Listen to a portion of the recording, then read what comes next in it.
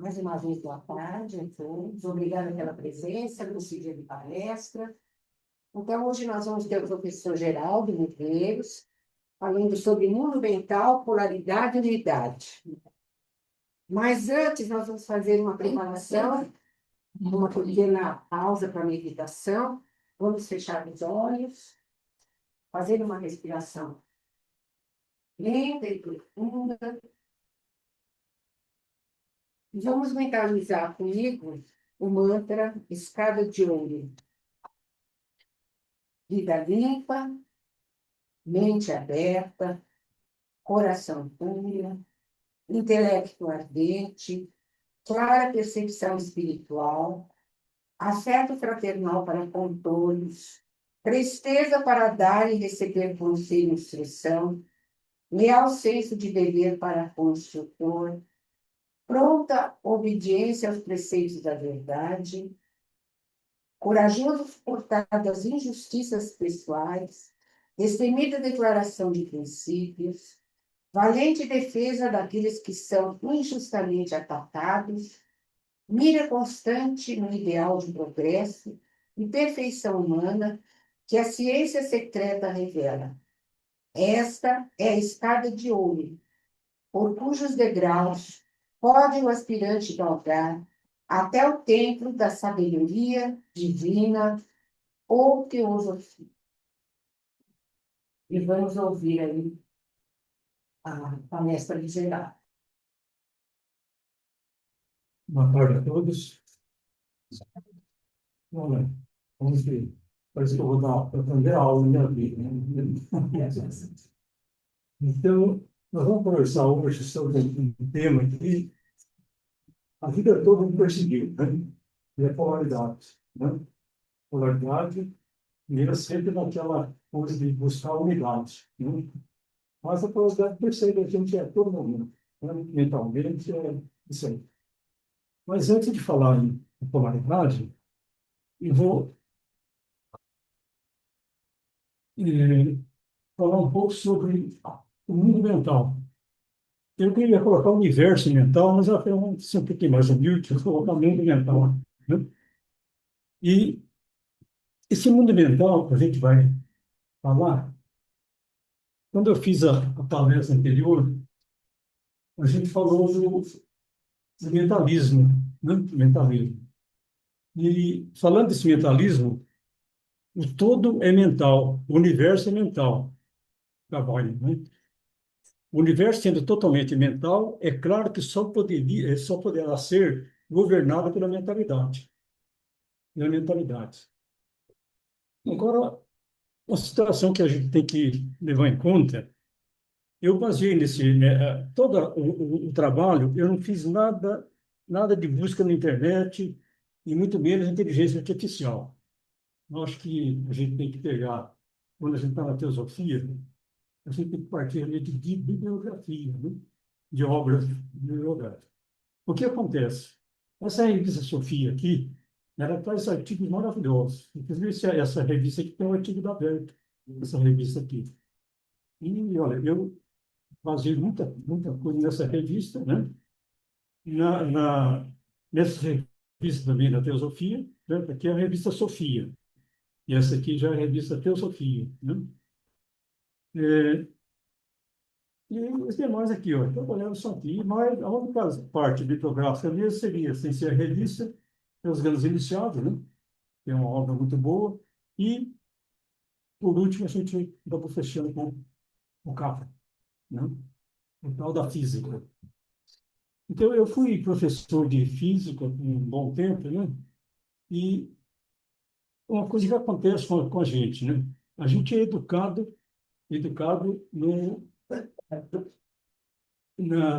cartesianismo, né? Nós somos cartesianos, até no jardim da infância já começa o Descartes ali a atuar na educação das crianças. Para fazer uma pintura, o que tem que fazer? Ele tem que determinar a cor, determina e aquilo que a criança tem que fazer, né? Já faz a figura e ela vai preencher a figura com aquela cor que é determinada. Ela não tem liberdade, inclusive, de fazer até uma bagunça na pintura dela, né? na pintura. Então, a gente vai conversar sobre isso aí e o que que a nossa mente, então, pode ser melhorada, né? Então, vejam bem, olha, é, mente e cérebro não são a mesma coisa. Mente e cérebro não são a mesma coisa.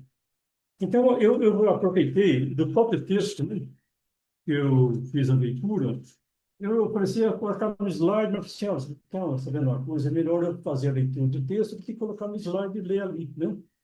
Então, olha, um organismo unicelular, como uma ameba, uma bactéria, que não possui cérebro, mas tem mente. Olha que coisa incrível, né? Até eu estava discutindo aí com um colega da teosofia a respeito de mente. Ele acha que a mente é só humana, só ou senão dos mamíferos, né? Mas não é bem verdade. Ela, a ameba também, ela não tem cérebro, mas ela tem mente. Porque senão ela não faria parte desse universo, né? Como é que ela faria parte do universo se ela não tem? Mesma coisa, tudo tem mente, né? Algumas bactérias necessitam de muito oxigênio e luz. Assim, quando as cultivamos e as observamos, percebemos que elas flutuam. Elas grudam umas nas outras, formando uma película. Cooperam entre si dessa maneira, de forma a conseguir mais luz para todas. Agora, como isso acontece? A célula simples da bactéria possui a função de perceber se existe luz disponível nas proximidades. Aí, realmente, né, atuando ali. Essa percepção gera uma emoção, quero ir até lá. E então é gerado um impulso para agir, estabelecendo um elo. Na realidade, esse elo é uma parte ativa do processo da vida. Então, esse patologista, né, é um indiano, a palestra ele fez lá, olha, a palestra ele fez em 2009, né, e foi publicado na revista aí, ó, Teosofia, número 106, né, de outubro, novembro e dezembro de 2017. Então, tudo que a gente vai falar agora, nesse começo aqui, é falar do cérebro e mente. Agora, a mente está associada à percepção que em seguida gera uma emoção. Então, vejam bem, olha, suponhamos que existe uma ameba e algo tóxico no local. Ela se afastará. Mas se houver alimento, ela irá se movimentar na direção do alimento. A percepção gera sentimentos tanto negativos quanto positivos, sendo seguido por um impulso para a ação. Através desse tipo circular de movimento, o equilíbrio é estabelecido. O mesmo mecanismo acontece com todas as coisas vivas. Então, o patologista, colocando isso aí, né? Faz parte da teosófica e ele fez essa palestra, então, aí, tempos atrás. Depois, falando aqui, olha, no item 3, com o desenvolvimento do cérebro, o poder da mente aumenta muito. Então, aí agora vai entrar o cérebro. O cérebro até agora não entrou ainda. Só tinha a mente lá, né? Na bactérias e nos vírus aí, né? E seres unicelulares. É, os cérebros primitivos apareceram nos insetos. Então, os insetos são os primeiros então, né, seres vivos a apresentar o cérebro. O mosquito representa um excelente exemplo. Você está dormindo em um canto do quarto e o vapor do seu suor, que contém ácido lático, exala pelo ambiente. O mosquito está no outro lado do quarto. Seu cérebro contém duas células que podem perceber os vapores do ácido lático e duas células estão a pouca distância uma da outra. Assim, a primeira célula recebe os vapores primeiro, em maior concentração. A segunda célula os recebe um pouco mais tarde, uma concentração levemente reduzida. E com base nisso, o cérebro calcula que o vapor veio de tal direção e está aproximando aproximadamente a tal distância. Viu que o cérebro pode fazer. Então, o cérebro já acrescenta aí uma movimentação maior, né, para o inseto. No caso, o pernilongo é um caso. A mente está agora usando o cérebro. Realmente, agora começou a usar o cérebro. Os vasos sanguíneos são a parte mais aquecida dos tecidos, né? Portanto, o mosquito sente que o vaso sanguíneo está em determinado lugar e dá a picada, jamais fracassando em conseguir sangue. Ele não fracassa. Aí ele faz um comentário aqui, olha, é bom lembrar que cada criatura viva com um cérebro possui uma mente com a capacidade restrita à capacidade do seu cérebro. O alcance da mente é limitado pela capacidade do cérebro. Existe somente uma situação em que a mente se liberta da capacidade do cérebro, e isto é meditação. Então, o cérebro só vai ficar para trás se você meditar, né? No caso do pernilongo, não vai acontecer isso. O, o item 4 aí, olha, que com o desenvolvimento do cérebro, o poder da mente aumenta muito. Então, vejam bem, olha, o que o autor aqui está comentando na palestra dele, o cérebro reptiliano, opa, ele está falando do cérebro reptiliano, isso, item 4. O cérebro reptiliano desenvolveu a capacidade de manter o batimento cardíaco, né, a respiração e o metabolismo, em reação às quatro funções importantes de sobrevivência: procurar comida quando estiver com faminto, estiver com fome, dormir quando sentir sono, ter medo e fugir ou atacar e vencer quando estiver em perigo, e, finalmente, reproduzir. Isso aí começa, então, com os répteis, né? O cérebro reptiliano possui, entretanto, uma desvantagem. Os répteis colocam ovos e depois os abandonam. Quando os ovos de tartaruga eclodem, a nova prole está programada para correr para a água. Os que não são bem-sucedidos sobrevivem. Os que são bem-sucedidos sobrevivem. Os outros perecem. Isso não é uma boa, né? Uma boa economia. Lógico, vai perder, né? Muito aí dos filhotes aí, né? Depois, olha, o ser humano, agora o item aí, o item 5, cerca de 200 milhões de anos atrás, né, algumas criaturas desenvolveram um cérebro emocional, o cérebro de aves e mamíferos. Agora, o que acontece, então? O item 5 começou com o desenvolvimento em pássaros, e sabemos que, embora os pássaros coloquem ovos, muito deles constrói seus ninhos. Os pais permanecem juntos, um garante o alimento, o outro a proteção. A prole é cuidada até que se torne independente e saiba voar. E este é o efeito do cérebro emocional. O cérebro reptiliano ainda existe em nós, mas o cérebro de mamífero se desenvolveu acima do cérebro reptiliano. Funcionando como um segundo cérebro, o cérebro de mamífero se desenvolveu porque o ego que estava presente no cérebro reptiliano se tornou algo muito maior. Se consigo alguma coisa, sinto prazer. Se não consigo, fico bravo. Se alguém consegue algo, sinto inveja. Todas as emoções e o jogo das emoções que experimentamos estão presentes em nosso segundo cérebro, o cérebro emocional. O item 6 aí, olha, no ser humano houve o desenvolvimento do cérebro, do terceiro cérebro, o córtex cerebral, que seria o cérebro inteligente. Então, trata-se do novo cérebro, a qual chamamos de cérebro inteligente. 50 mil anos atrás, houve uma mutação repentina desse cérebro inteligente.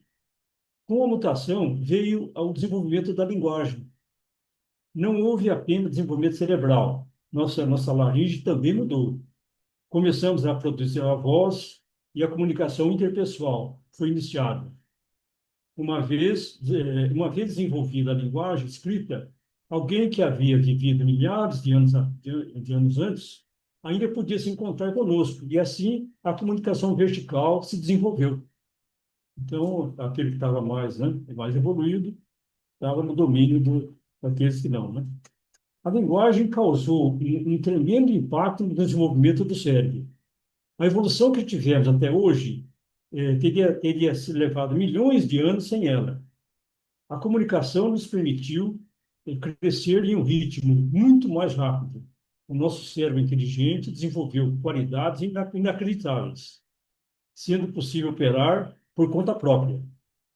Quando estou aprendendo e lendo um livro, estou tão absorvido na atividade que o terceiro cérebro que recebe esse cérebro recebe no máximo de energia. Suponha que haja uma apresentação após o almoço. O que acontece? Ela está perdida, mesmo que seja uma boa apresentação. Após o suprimento de energia do terceiro cérebro, está reduzido. Se a energia deve ser fornecida para o cérebro inteligente, então é preciso garantir que seja energia limpa. Essa energia limpa somente quando consumimos comida adequada, de modo que o corpo não tenha que gastar muita energia para desintoxicar os radicais livres, deixando assim menos energia disponível para o cérebro. Este é o segredo da razão pela qual devemos consumir alimentos satívicos, é, do motivo pela qual devemos ter uma dieta rica em frutas e vegetais. É aquela história. Depois do almoço sempre dá, né? Uma lomba tremenda, né? Uma lomba que muita gente não segura. Hoje eu tomei só um caldinho de vegetais, para garantir. Agora, o quarto cérebro é o cérebro espiritual, né? Esse cérebro espiritual que não estamos usando. E por quê? Então, esse mesmo autor, né? Falando dele aí, o, nós temos que conversar sobre esse fornecimento de energia para o cérebro humano, né? Eu estou falando do cérebro humano já. De toda a nossa alimentação e respiração, nosso cérebro usa 20% de glicose e 20% de oxigênio. A primeira prioridade é do cérebro reptiliano, que está envolvido com a sobrevivência. O próximo suprimento vai para o cérebro emocional, né? Depois para o cérebro inteligente. E, havendo sobras, vai para o cérebro espiritual. Então, veja que situação, olha. Um paciente, um paciente com limitada capacidade de suprimento de oxigênio, muito anêmico ou ferido, o que acontece? Quando o corpo se dá conta de que não há suprimento suficiente de energia, o cérebro inteligente é desligado. E os outros dois cérebros permanecem funcionando. Então, dizemos que a pessoa se tornou delirante, pois ela não tem controle sobre suas emoções. Ela começa a falar coisas sem sentido, a abusar das pessoas, e isso acontece porque o terceiro cérebro está desligado. Se o suprimento de energia for reduzido ainda mais, o segundo cérebro para de funcionar e apenas a função de sobrevivência continua. E quando dizemos que a pessoa entrou em coma, se esse cérebro também fracassa em receber energia, então ocorre a morte cerebral. Mas se o suprimento de oxigênio melhorou gradualmente, então o segundo cérebro e o cérebro inteligente são ativados em sequência. Em uma pessoa normal, os três cérebros alternam suas atividades. Por exemplo, quando consumo alimento suficiente, uma grande quantidade de energia é extraída por meu cérebro reptiliano para a digestão da comida. Se estou muito nervoso, meu cérebro emocional começa a consumir tanta energia que minha digestão fica maluca. Meu cérebro inteligente fracassa em me controlar, apesar de saber o que é certo e errado. Isso acontece porque o suprimento de energia de ambos está reduzido e o cérebro reptiliano começa a consumir o máximo de energia. Então, se nós, dentro da teosofia, nós entendemos, então, que há uma evolução, né? Então, mineral, né? Vegetal, animal, né? E dentro dos animais a gente vai também subindo essa coisa. Então, ninguém nasceu ser humano, né? De origem, né? Então, Pior. É. Em uma pessoa equilibrada, então, os três cérebros alternam suas atividades. Agora vamos conversar, então. Vocês viram, então, que para chegar no cérebro espiritual um caminho aí, né? Que não é muito fácil. E esse autor do texto aí, ele é responsável, então, por um trabalho de meditação, né? O que nós fazemos aqui é um trabalho de concentração, né? Naquele momento que a Márcia que falou com a gente. O cérebro espiritual nos proporciona uma nova qualidade de introspecção. Se estou usando meu cérebro espiritual, isso me separa do sentimento de mim mesmo, sentimento do eu. Quando o cérebro espiritual assume o comando, todas as ações e reações dos demais cérebros param de acontecer. Na meditação, a informação e os estímulos vindos do lóbulo parietal são gradualmente interrompidos. Quando os pensamentos deixam de surgir, alcança-se um momento em que se vai além do espaço e do tempo. Quando o cérebro espiritual se torna dominante, quando seu poder aumenta, todos os três se alinham e a ordem é estabelecida. Então, vejam bem, olha. Suponha que você esteja caminhando na rua e veja alguém caindo à sua frente. Neste momento, por uma fração de segundo, você não está consciente do seu próprio eu, mas compartilhando essa experiência com a pessoa. Então, né? Então vá em frente e ajude-a, né? É um aspecto de sensibilidade onde a compaixão, uma qualidade do cérebro espiritual, assumiu o poder. Agora, a pessoa e você retomam os seus caminhos, imediatamente o pensamento lhe ocorre. Que tipo de pessoa será que ela é? Ela nem menos agradeceu. Aí, então, o que aconteceu? O segundo cérebro, né, entrou em ação, né? Então, ele assumiu aí a situação. Então, aquele momento que você foi lá naquele impacto, você nem pensou que tinha que socorrer, né? Você foi lá naquele impulso, né? Então, aí o segundo, então, o que acontece? Então, temos que aumentar o suprimento de energia para o cérebro espiritual para permitir que ele trabalhe, né? Então, a gente vai conversar um pouquinho agora sobre isso aí, né? Não possuímos apenas uma mente, temos diversas. A mente consciente é apenas uma delas. Existe muita informação ativa na mente subconsciente e há ainda a mente inconsciente. Nossa mente reptiliana opera na mente inconsciente. As coisas que aprendemos, mas não lembramos, mas que já aprendemos, são memórias implícitas, né? Essas memórias implícitas são usadas pela mente inconsciente. O, não, aqui. O cérebro subconsciente utiliza os episódios emocionais e os combina com a memória. Nem sempre esses episódios chegam ao nível consciente. A mente subconsciente possui uma capacidade muito maior que a mente consciente.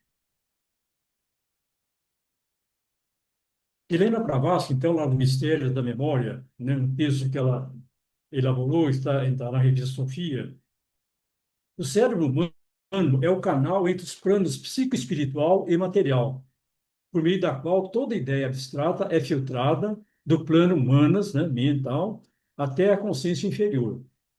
Por isso, as ideias sobre o infinito e o absoluto não estão dentro das capacidades cerebrais. Não estão dentro das capacidades cerebrais.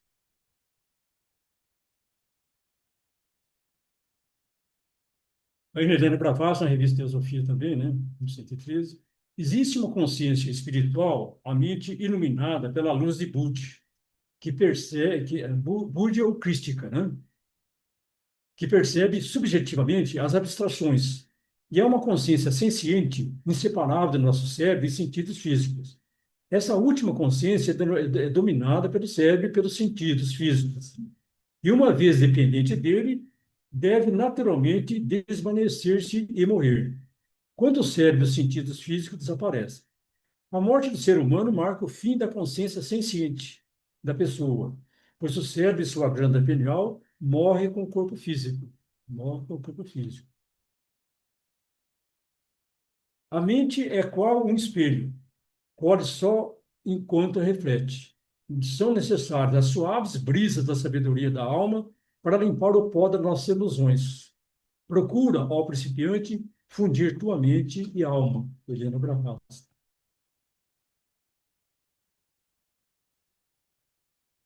Aí tem mais um indiano, né, que também fez uma palestra, né, e foi publicado nessa revista Teosofia também, né? A vida, né, é só um texto, uma parte da fala dele, né? A vida una permeia tudo. Podemos, então, acrescentar que a consciência e a inteligência também permeiam tudo. Essas três são potencialmente inerentes em toda parte. E não falamos da vida de um mineral, nem da sua consciência e inteligência. Essas existem nele, somente potencialmente. A diferenciação que resulta na individualização ainda não está completa, por causa dos metais, né? Um pedaço de ouro, de prata, de cobre ou de qualquer outro metal ou pedra não tem o sentido de existência separada. É só no reino animal que um sentido de personalidade começa a se formar. A gente já sabe muito bem que o cachorro tem a personalidade dele, né? O comportamento dele me mostra isso.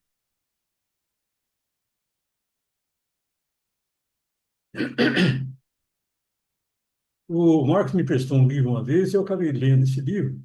Até a polaridade e unidade eu acabei aproveitando desse livro aí, né?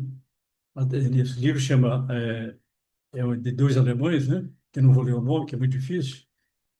A doença como caminho, polaridade e unidade. E Cristo disse, estava no livro dele, nesse livro, né? Quando de dois fizerdes um, e quando transformardes o interior em exterior e o exterior em interior, e quando o superior for como o inferior, e quando fizerdes o masculino e feminino uma só coisa, de tal forma que o masculino não seja masculino e o feminino não seja feminino, quando fizerdes os olhos no lugar de um olho, e uma mão no lugar de uma mão, e um pé no lugar de um pé, uma imagem no lugar de uma imagem, então entrareis no reino. Evangelho de São Tomé, né? Log 22, esse evangelho.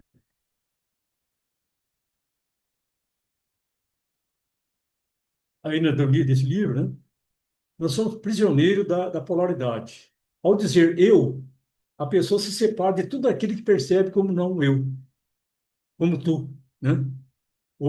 E ao dar esse passo, torna-se prisioneiro da polaridade. Então, vocês vejam que nós somos educados dessa forma. O seu eu se prende, então, ao mundo das oposições, o que se divide não só em eu e tu, mas também de dentro e fora, homem e mulher, bom e mal, certo e errado, e assim por diante. Então, aquela história. Quando eu vou conjugar, já estou conjugando, já estou conjugando, né? Estou criando uma dualidade.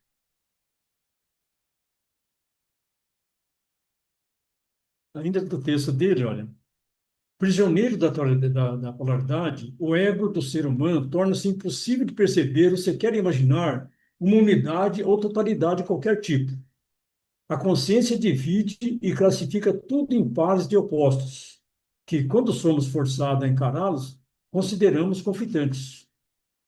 Eles nos obrigam a estabelecer uma diferença, nos forçam a decidir, a fazer uma escolha. A realidade em pedaços. Nossa inteligência não faz outra coisa senão repartir realidades em pedaços, cada vez menores, análise, e escolher entre eles as possibilidades de decisão. Assim dizemos, sim a um e, ao mesmo tempo, não a outro dos elementos que compõem a polaridade, pois os opostos se excluem, como todos sabem. No entanto, a cada não, a cada exclusão, reforçamos nossa não totalidade, pois, para obtermos a totalidade, nada poderia faltar.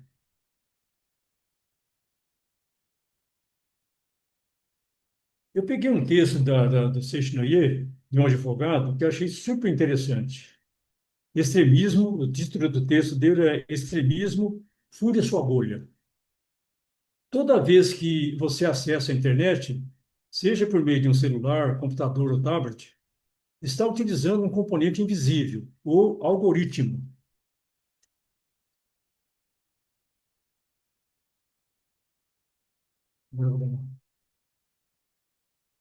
Ao utilizar, então, um buscador na internet, o software daquele site faz uma varredura, procurando outros sites que tenham relação com o que você está pesquisando. Mas quem determina como será feita a busca e em qual ordem os resultados serão exibidos em algoritmo. Embora pensemos que os resultados da busca sejam impessoais, não é isso que acontece. Por exemplo, desde dezembro de 2009, quando a Google anunciou uma mudança em seu algoritmo, os resultados mostrados na busca não são mais iguais para todos, mas sim personalizados. O algoritmo foi desenvolvido para tentar mostrar, em primeiro lugar, com base nas informações que ele tem disponíveis sobre você, os resultados que você provavelmente gostaria de encontrar. Então, as mídias sociais também desenvolveram o algoritmo para otimizar o timeline, né? A linha do tempo de cada usuário, ou seja, as postagens que são mostradas baseado no que você curte ou compartilha. Então, esse timeline é a linha do tempo, né? Ainda esse mesmo autor, né, do Leonardo Carvalho, esse mecanismo gera impacto no processo de aprendizado e o desenvolvimento da criatividade. Atividades que exigem o contato com ideias diferentes daquelas que você já assimilou, né? Daquelas que já assimilamos. E também reforça a tendência da necessidade de buscar uma coerência entre nossas crenças e ações, que só conseguimos afastando, né? Afastando, eh, afastando opiniões divergentes. Por consequência, também é muito mais difícil o desenvolvimento de uma característica muito importante para o convívio humano em sociedade, a empatia, ou seja, a capacidade de colocar-se no lugar do outro e compreendê-lo. Ainda do Leonardo, pensamento digital e pensamento analógico. Ao analisar os elementos de um conjunto, o modo de pensar digital os vê de forma separada, destacando suas diferenças. O modo de pensar é um modo de pensar mais objetivo. O modo analógico vê os elementos do mesmo conjunto e percebe a continuidade entre eles. As interrelações que existem entre coisas que parecem distintas e o modo de pensar mais subjetivo. Aqui vou fazer mais uma leitura. Imagine imagine o seguinte, dois jovens caminhando pela rua, cada um trajando uma camisa de um time de futebol diferente. Um é São Paulino e outro é corintiano. Alguém que veja essa cena e analise com a mente digital, que prioriza as diferenças, enxergará somente dois torcedores de times rivais. Você vai enxergar dois times rivais. Outra pessoa, sob o prisma analógico, que enxerga as similaridades, enxerga os dois fãs de um mesmo esporte que é o futebol. Visão de totalidade, né? Vai enxergar separados os dois. Perceba que os dois pensamentos estão certos, né? Mas cada um priorizou coisas diferentes na sua análise. Ou seja, não é que um modo seja melhor do que o outro. Na verdade, eles servem às finalidades diferentes. E, sendo assim, devem ser usados com equilíbrio. Né? Devem ser usados com equilíbrio. Então, no caso, aquele que viu uma visão totalidade tem um equilíbrio maior, né? Não vê rivalidade entre os dois times, né? Esse item 12, aqui, eu vou parar de ler, daqui a pouquinho eu vou parar de ler. É, como sabemos, o Japão foi derrotado na Segunda Guerra Mundial, tendo assinado sua rendição incondicional. Na época, japoneses que moravam no Brasil haviam sido proibidos de manter qualquer contato com a sua terra natal, e muitos simplesmente não acreditavam nas notícias da derrota japonesa que era divulgada na imprensa do Brasil.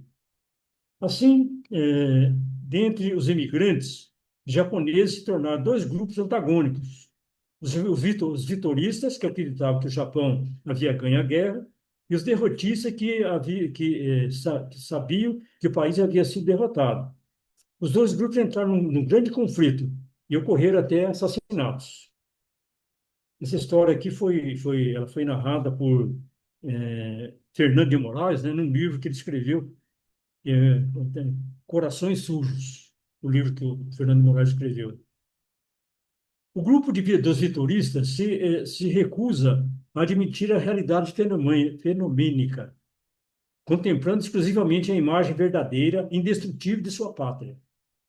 Os derrotistas também viam a imagem verdadeira da pátria, mas procuram minorar o sofrimento fenomênico material do Japão, suportando pacientemente a dor. Ambos os grupos amam, na verdade, profundamente a pátria sente gratidão e sinto gratidão por este fato. É, Aí eu vi a presença de um mestre, né, chamado Sagrado Mestre, japonês, e ele interferiu nessa relação desses dois grupos. Aí, o que aconteceu? Ele conversou com o grupo a respeito que os dois, então, amavam a sua nação, né? E que os dois grupos estavam certos. Aí, a partir daí, quer dizer, percebe que dentro de trás do aparente conflito, vislumbrou o fator que unia ambos os grupos. Os dois grupos amavam a pátria. E destacou esse ponto fundamental para conseguir a harmonização do grupo. Leve essa história como exemplo da aplicação concreta da visão analógica no cotidiano. Somente agindo dessa forma, com um olhar que enfatiza o que nos une, é possível superar as atuais divisões da nossa sociedade e concretizar um mundo melhor.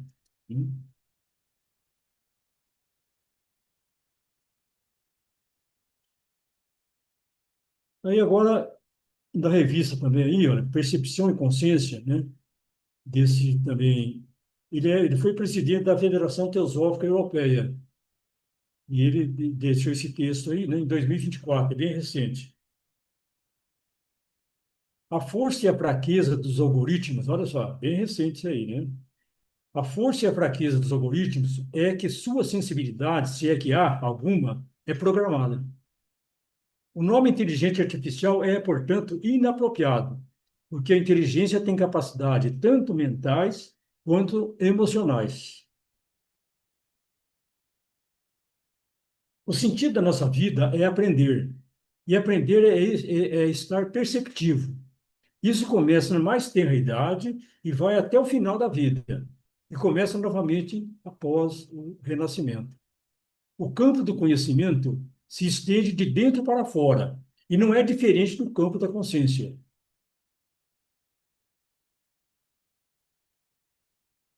Percepção e consciência. No nível da consciência, não consigo perceber o que acontece dentro de você e vice-versa. É algo subjetivo, relevante apenas para os indivíduos. Mas cada um de nós, até certo ponto, pode estar autoperceptivo. Autopercepção implica que, quando faço algo, eu sei que a ação está ocorrendo, eu percebo a ação. Da mesma forma, quando penso em algo ou em alguém, sei que o processo de pensar está sendo em curso e onde está focado. Simplesmente eu estou focado. Embora o conteúdo de sua consciência e da minha possam diferir, o tecido fundamental de ambas é o mesmo. Isso aí um irmão da Sociedade Teosófica, né, de Brasília. Ele escreveu, tinha um texto na revista aí também, né? Essência de a Doutrina Secreta. Alguns autores hermetistas ocidentais publicaram em 1908 o Carvalho sobre a provável influência da doutrina secreta. Olha que incrível. Sobre a provável influência da doutrina secreta, com base também em sua prática de transmutação mental alquímica sobre o princípio da polaridade. Tudo é duplo, tudo tem polos, tudo tem seu oposto, O igual e o desigual são a mesma coisa. Os opostos são idênticos em natureza, mas diferentes em grau. Os extremos se tocam. Todas as verdades são meras verdades. Todos os paradoxos podem ser reconciliados. Muita meditação pode ser praticada sobre esse princípio da polaridade, que também pode ser entendido como um princípio terapêutico, para restabelecer a harmonia e a unidade originais, que estão além da dualidade. Agora vamos conversar um pouquinho aí sobre o livro do Deepak Chopra, né? O tal, o tal da física. Eu li esse livro faz muito tempo, e agora saiu uma edição nova, eu fui lá na casa do meu irmão, e a minha cunhada tinha comprado esse livro lá, eu acabei. Daí ela falou, já li, já comprado, não entendi nada, então eu acabei trazendo o livro, né? Os opostos são conceitos abstratos que pertencem ao reino do pensamento. Olha só que incrível as colocações, né, do Capra. Os opostos são conceitos abstratos que pertencem ao reino do pensamento. Como tal, são relativos. No momento mesmo em que focalizamos nossa atenção num determinado conceito, criamos o seu oposto. Segundo Lao Tse, quando todos no mundo reconhecem a beleza como bela, então existe a feiura. Quando todos reconhecem a bondade como boa, então existe o mal. Bem e mal, prazer e dor, vida e morte, não constituem o que experiências absolutas, que pertencem a categorias diferentes, mas, em vez disso, são simplesmente dois lados de uma mesma realidade, partes extremas de um único todo. Uma das principais polaridades da vida é o que se refere aos lados masculino e feminino da natureza humana. Tendemos a sentir desconforto perante a polaridade masculina e feminina em nós mesmos, razão pela qual conferimos destaque a um ou outro desses polos.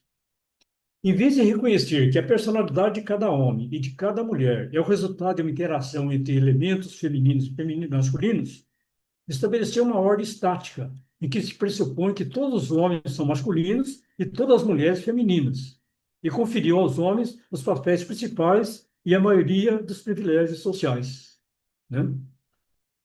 Você veja, mesmo nas obras da teosofia, a palavra homem é citada, vamos falar, o homem visível e o homem invisível. A palavra, ao invés de falar o ser humano visível e o ser humano invisível. Então, usa a palavra homem mesmo na literatura teosófica, a palavra homem é frequente nos títulos, né, ou nas referências de ser humano. Quando se refere ao ser humano, refere como o homem, o homem, o homem. E na literatura, de modo geral, né, sempre há esse tipo de situações quando se diz respeito à humanidade.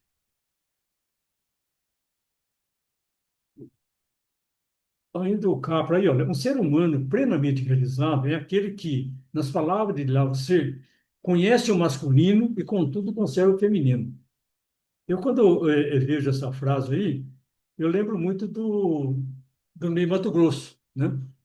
O Ney Matogrosso foi criado numa situação familiar muito difícil para ele, que o pai dele não aceitava ele de jeito nenhum, né? Na forma que ele era daquele jeitão, né?